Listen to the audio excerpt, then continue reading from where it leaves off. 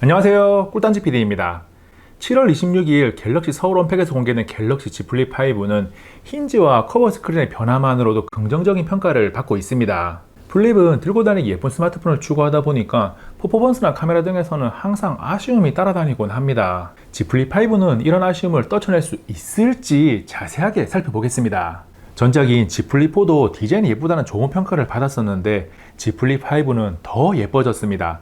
흔히 물방울 힌지라고 부르는 듀얼 레일 구조의 플렉스 힌지를 적용해서 접었을 때 틈새가 없습니다. 그리고 접었을 때 힌지가 Z 플립 4는 살짝 떠 있었는데 Z 플립 5는 힌지까지 완전히 공간 없이 붙었습니다.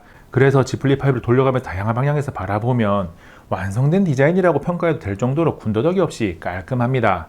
커버 스크린 접었을 때 전면을 가득 채우는 모습까지 더해서 예쁜 스마트폰을 찾는 사람에게는 정말 제격입니다. 힌지의 변화는 눈에 보이는 것뿐만 아니라 손에 잡았을 때 그립감에도 영향을 줍니다. Z 플립 5가 더 예뻐진 것은 맞지만 기본적인 폼팩터가 Z 플립 4와 크게 달라진 것은 없으니까 손에 잡았을 때 느낌은 별반 차이가 없을 것이라고 생각할 수 있습니다. 가장 두꺼운 곳의 두께가 17.1mm에서 15.1mm로 2mm가 줄어들면서 발생한 차이가 그립감에 제법 영향을 미칩니다. 들고 다니면서 사용해보면 손에 착착 달라붙는 느낌이 더 좋아졌습니다. 무엇보다도 접었을 때 두께가 균일해졌다는 것이 좋은 거죠. 접었다 펼치는 느낌도 달라졌는데 Z 플립 4가 중간에 살짝 걸리는 느낌이 있고 힘이 들어간다면 Z 플립 5는 힘이 상대적으로 많이 들어가지 않고 아주 부드럽게 접었다 펴집니다. 부드러움이 많이 달라졌어요. 무게는 전작과 동일한 187g으로 펼쳐서 6.7인치 스마트폰을 사용하니까 크기 대비 가벼운 편입니다. 종합적으로 휴대성은 갤럭시 Z 플립 5가 가지고 있는 강력한 장점입니다. 갤럭시 Z 플립 5는 갤럭시용 퀄컴 스냅드래곤 8 젠2 AP, LPDDR5X 8GB 램을 탑재했습니다. 저장 장치는 UFS 4.0이고 256GB와 512GB 용량이 있습니다. 최고 성능을 체크하기 위해 벤치마크를 돌렸습니다. 긱빈치 6와 3D마크 와일드라이브 점수가 상당히 높은 수준임을 알 수 있습니다. 이해를 돕기 위해 함께 나온 Z 폴드 5와 작년에 나온 폴더블 2종의 점수도 함께 기록했습니다. 그런데 Z 플립 5는 구조적으로 발열 관리가 어려워서 부하가 많이 걸리는 환경에서 강한 스로틀링에 대한 성능 제한이 크게 걸립니다. 3D마크 와일드라이브 익스트림 스트레스 테스트 결과에서 Z 플립 5가 최고 성능 대비 37.5% 수준의 성능을 냅니다. 작년에 나온 Z 플립 4가 46%를 기록하는데 Z 플립 5도 OS의 안정화 업데이트를 받으면서 40%대까지는 올라갈 겁니다. 이어서 CPU의 강한 부하를 지속적으로 거는 CPU 스로틀링 테스트 결과에서도 빨간색 그래프만 봐도 스로틀링이 많이 걸린다는 것이 확인이 됩니다. 평균적인 성능 유지 수준이 최고 성능 대비 Z 플립 5가 65.8%, Z 플립 4가 59.4%입니다. CPU에만 부하가 걸릴 때는 Z 플립 5가 조금 더 개선된 모습을 보여줍니다. 스로틀링이 걸리는 것은 발열 관리를 위한 것입니다. 스트레스 테스트 간의 외부 온도를 측정해보면 메인 디스플레이가 Z 플립 5 43도대, Z 플립 4 41도대가 나옵니다. 그리고 커버 디스플레이가 있는 쪽은 Z 플립 5가 Z 플립 4 대비 0.5에서 1도 정도가 낮습니다. 디스플레이가 차지하는 면적이 늘어난 게 방열에서 약간의 이득을 가져왔습니다. 영상 속에서 함께 촬영한 Z 폴드 5의 온도가 다소 높은데 Z 폴드 5 상세 리뷰에서 자세하게 다루겠습니다. 지금은 Z 플립 5에 집중할 시간입니다. 발열 관리와 스로틀링을 종합적으로 평가해보면 강력한 스로틀링을 통해서 감당할 수 있는 발열 수준을 만들었다고 정리가 됩니다. 고사양 게임을 하는 게 아니라면 성능을 최대로 사용하지 않기 때문에 발열에 대한 걱정은 크게 하지 않아도 괜찮습니다. Z 플립 5가 성능 유지 안정성이 좋지 않으니까 게임이 첫 번째 목적인 분들에게 권하지는 않습니다. 다만 상당히 고상을 요구하는 게임인 원신을 플레이해보면 그래픽 최고 설정으로 그럭저럭 할만합니다. 1584 곱하기 648 해상도 상태로 플레이가 되고 시작 후 몇 분간 60프레임을 유지합니다. 그러다가 Z 플립 5가 조금씩 따뜻해지면서 성능 제한이 걸리고 40프레임대에서 50프레임 내외 수준으로 유지됩니다. 프리미엄 스마트폰에서는 아쉬운 성능이죠. 다음 살펴볼 요소는 접었을 때도 있고 펼쳤을 때도 있는 디스플레이입니다. 펼쳤을 때 나타나는 메인 디스플레이는 2640 곱하기 1080 해상도와 120Hz 주사율을 지원하는 6.7인치 다이내믹 아몰레드 2X 인피니티 플렉스 디스플레이입니다. 접었을 때 사용하는 커버 디스플레이는 720 곱하기 748 해상도의 3.4인치 슈퍼 아몰레드입니다. 6.7인치 메인 디스플레이는 기본적인 품질은 매우 훌륭합니다. 다이나믹 아몰레드 2X의 품질을 놓고 왈가불가하는 사람은 없을 겁니다. 영상을 틀어놓고 보고 있으면 누구라도 참 좋다라는 평가를 할 만합니다. 체크가 필요한 부분은 일반적인 바형 스마트폰보다 가로가 짧은 22대9 화면비의 많이 길쭉한 형태라는 점입니다. 플립이 꾸준하게 변함없이 유지하고 있는 화면비라서 이제는 익숙하게 느끼는 분들도 있겠지만 플립 사용 경험이 없다면 생소함을 느낍니다. 특히 쿼티 키보드를 사용한다면 키 하나하나가 날씬한 편이라서 손가락이 굵은 분들은 오타가 좀 나기도 해서 편하지는 않습니다. 키보드 사용만 괜찮다면 눈에 보이는 어색함은 사용하다 보면 금방 적응됩니다. 반대로 22대9 화면비는 2분할 사용 시 장점을 가집니다. 영상을 보면서 웹서핑이나 카톡을 하는 등 두 가지를 동시에 하는 게 꽤나 편해요. 그리고 혼밥할 때 유튜브를 보는 등 플렉스 모드를 사용해서 제어를 하면 편하다는 이야기를 들었는데 밥 먹을 때는 잠시 스마트폰을 넣어두고 아무 생각 없이 멍 때리면서 먹는 것도 괜찮습니다. 폴더블 스마트폰이 처음 나올 때부터 지금까지도 그랬고 미래에도 계속 관심이 갈 수밖에 없는 주름은 크게 신경 쓰지 않아도 됩니다. 측면에서는 빛의 방향이나 색상에 따라서 주름이 보이기도 하는데 정면에서 보면 주름이 거의 보이지 않는 상태라서 사용간에 신경 쓰이지 않습니다. 다만 손에 닿는 촉감은 약간 신경이 쓰입니다. Z 플립 5가 Z 플립 4와 비교해서 상대적으로 주름의 깊이가 얕아지고 폭이 약간 넓어지면서 부드러워졌습니다.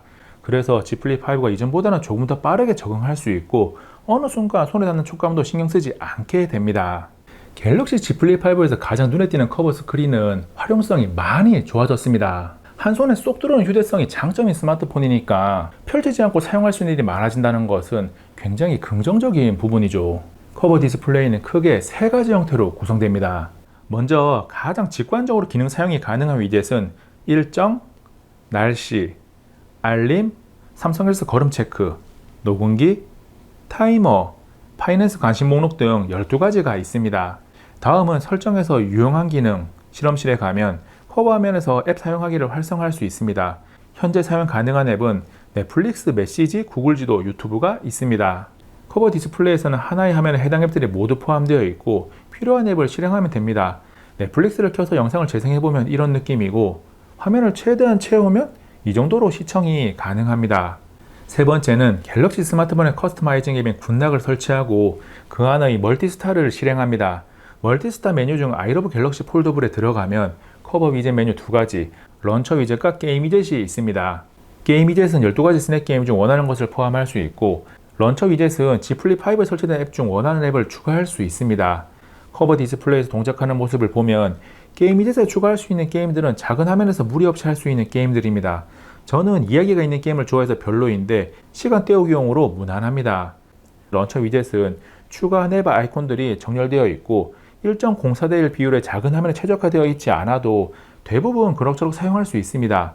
커버 디스플레이를 복잡한 게임 플레이를 추천하지 않지만 어떤 모습인지 보여드리기 위해 원신을 플레이해보면 그럴듯합니다. 카카오맵도 켜보면 화면이 작아서 조금 더 세심하게 봐야 하는 문제가 있긴 하지만 사용하는데 문제는 없습니다. 커버 디스플레이에서 원하는 기능을 실행하기 위해서는 좌우로 스크롤을 해서 선택하는 것도 가능한데 이렇게 하면 시간이 많이 걸리고 줌인, 줌아웃으로 한 번에 선택하는 것도 가능합니다. 아무래도 좌우 스크롤보다는 줌인, 줌아웃이 훨씬 더 편해요. 커버 디스플레이는 기본 화면으로 다양한 형태를 설정할 수 있습니다. 시계는 갤럭시 기본 배경화면, 그래픽 배경화면, 심플 배경화면, 색상 배경화면 중 선택할 수 있고 갤러리 형태나 시계, 날씨, 배터리 잔량 등을 바로 보여주는 인포메이션 형태도 가능합니다. 기본 화면을 비롯해서 커버 디스플레이를 커스터마이징 할 수 있는 요소들이 지금 당장 우아할 정도로 다양하게 많지는 않습니다. 시간이 지나면 종류가 많이 늘어나겠죠. 커버 디스플레이를 사용하는 앱에 따라서 키보드를 쓰기도 해야 하는데 보통의 바양 스마트폰에서의 키보드보다 작은 편이긴 하지만 무리 없이 타이핑을 할 수 있습니다. 손가락이 굵은 분들은 조금은 불편하다고 느낄 수 있습니다. 커버 디스플레이를 조금 길게 살펴봤고 다음은 카메라입니다. 플립에서 마운 렌즈가 없다는 사실과 2% 아쉬운 품질은 언제나 아쉽습니다. Z 플립 4에서도 Z 플립 3 대비 많이 개선되었지만 프리미엄 스마트폰 기준으로는 아쉽다는 평가가 지배적이었습니다. 그리고 이번 Z 플립 5는 물리적인 변화는 없는 가운데 소프트웨어적으로 약간의 개선이 되었는데 눈에 띄는 차이는 아닙니다. 보통의 실랑경에 촬영한 사진을 Z 플립 4와 비교하면서 보면 Z 플립 5가 상대적으로 색을 연하게 표현하는 것 이외에 품질은 상당히 비슷합니다. 그런데 확대해서 자세히 보면 Z 플립 5가 Z 플립 4보다 전체적으로 샤픈이 더 강하게 들어가고 Z 플립 4에서 제대로 표현하지 않게 뭉개는 부분을 상대적으로 더 선명하게 표현합니다. 촬영한 사진을 스마트폰 안에서 주로 소비한다면 차이를 체감하지는 못할 겁니다. 전작보다 사진 품질이 개선된 부분이 있다는 점은 칭찬합니다. 이어서 초광각으로 촬영한 사진 역시 전작과 비교 시 매우 비슷합니다. 우열을 가리는 게 의미가 없는 정도예요. 그나마 Z 플립5의 카메라가 Z 플립4 대비 조금 표신하게 달라진 부분은 저조도 촬영입니다. 드라마틱한 차이까지는 아니지만 저조도 촬영한 사진을 확대해서 보면 Z 플립5가 조금 더 또렷합니다. 저조도 촬영 사진을 원래 크기로 보고 한 번 더 확대해 보면 주간 사진처럼 샤픈이 조금 더 강하게 들어갑니다. 이를 통해서 단순하게 거칠어지는 것이 아니라 노이즈를 억제한 상태에서 더 선명합니다. 후면 카메라에 이어서 전면 카메라의 사진 품질은 Z 플립5와 Z 플립4가 우열을 가리기 힘듭니다. 다만 동일한 설정으로 기본 촬영 시 Z 플립5가 배경을 덜 날리고 선명하게 표현하는 편이라면 Z 플립4는 인물 사진이 아님에도 배경을 약간 흐릿하게 처리합니다. 갤럭시 Z 플립5의 카메라가 프리미엄 스마트폰 치고는 아쉬움이 있지만 한 가지 확실한 장점이 있습니다. 커버 디스플레이를 활용해서 후면 카메라 셀피 촬영을 자유롭게 할 수 있습니다. Z 플립4에서도 커버 디스플레이를 보면서 후면 카메라 셀피 촬영을 했었는데 화면이 더 커지면서 촬영 여건이 확실하게 좋아졌습니다. 평소에 셀피 촬영을 많이 하는 분들에게는 정말 매력적인 부분이죠. 초광각 렌즈까지 활용할 수 있으니까 여러 명이 함께 셀피 촬영을 하거나 배경을 넓게 찍고 싶을 때 매우 좋습니다. 카메라를 종합적으로 평가하면 일반적으로 무난하게 사용할 수 있지만 프리미엄 스마트폰 기준으로는 만족스럽지 못하고 망원 렌즈의 부재는 계속 아쉬움을 표현할 수밖에 없습니다. 물론 후면 카메라 셀피 촬영, 별도의 거짓 없이 플렉스 모드로 다양한 사진과 영상을 촬영할 수 있다는 장점이 있습니다. 갤럭시 Z 플립5에서 또 한 번 아쉬움을 표현하게 되는 요소로 스피커가 있습니다. 좋지 않은 평가를 받았던 Z 플립4와 차이가 없어요. 기본적인 소리의 선명도는 나쁘지 않지만 초고음을 제대로 표현하지 못해서 소리가 조금 갈라집니다. 그리고 공간감도 딱 스테레오 스피커가 맞구나 정도예요. Z 플립5의 가격대를 생각해보면 아쉬울 수밖에 없습니다. 다음은 진동 모터입니다. Z 플립5의 진동 모터는 Z 플립4와 다릅니다. 뜯어보지 않아서 물리적인 차이를 확인하지는 못했지만 진동의 세기와 떨림의 종류는 달라졌습니다. 같은 설정에서 진동의 세기는 Z 플립4가 Z 플립5보다 조금 더 세고 떨림의 종류는 Z 플립4가 약간의 가는 느낌이라면 Z 플립5는 굵어졌습니다. 즉 Z 플립4는 가늘고 센 진동이라서 잔망스러운 느낌이 있고 Z 플립5는 상대적으로 약하지만 굵은 진동이라서 부드럽습니다. 저는 고급스러운 느낌이 나는 Z 플립5 진동이 조금 더 좋은데 진동은 떨림의 종류와 상관없이 무조건 강한 게 좋다고 생각하는 분들에게는 이번 변화가 아쉬울 수 있습니다.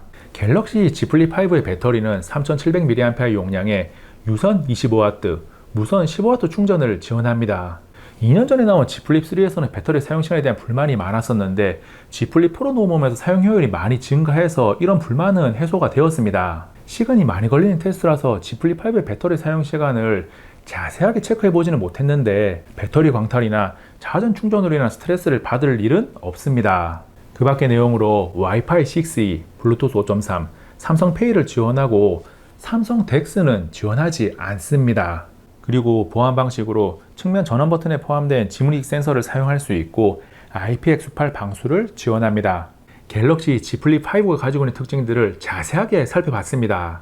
좋은 점과 아쉬운 점이 비교적 명확하게 구분이 되는 스마트폰이죠. 가격이 256기가가 139,9,200원, 512기가가 152,200원으로 폴더블 스마트폰답게 고가에 형성되어 있습니다. 이런 가격대를 가지고 있기 때문에 높은 기준으로 평가를 해서 아쉬운 부분들이 있는 겁니다. 편하게 들고 다니기 좋은 예쁜 스마트폰이 첫 번째 목적이라면 충분히 살만한 제품입니다. 디자인적으로나 커버 디스플레이 활용성 면에서나 Z 플립4보다 장점이 더 극대화되었다는 것도 긍정적인 부분입니다. 마지막으로 색상에 대한 고민을 해결할 수 있게 기본 색상 4가지와 삼성 타컴 및 삼성 강남 전용 색상 4가지를 함께 놓고 촬영한 영상을 준비했습니다. 기본 색상은 유광이고 전용 색상은 무광인 점이 다릅니다. 프레임의 색상도 전용 색상은 블랙이에요. 여러분의 스마트폰 상식이 플러스1이 되는 시간이었기를 바라면서 꿀단지 PD는 이만 물러갑니다. 이번 영상은 여기까지. 다음에 또 만나요. 안녕.